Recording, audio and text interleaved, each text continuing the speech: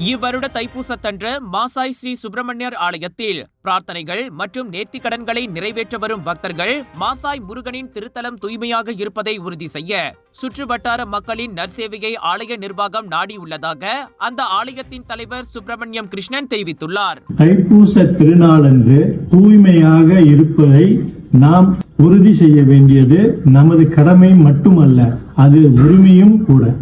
அவ்வகையில் Batumalai, Penang, Ipoh, Sungai Petani ஆகிய இடங்களில் இருக்கும் முருகன் ஆலயங்களில் தூய்மையை பாதுகாத்து வரும் கிளீன் தைப்பூசம் குழுவினர் இவ்வருடம் ஆலயத்தின் அழைப்பினை ஏற்று முதன் முறையாக மாசாய் திருமுருகன் ஆலயத்திற்கு தங்கள் சேவையை ஆற்ற வருகின்றனர்.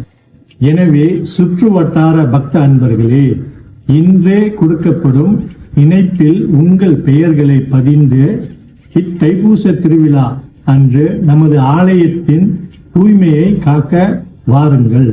வெற்றிவேல் முருகனுக்கு அரோகரா.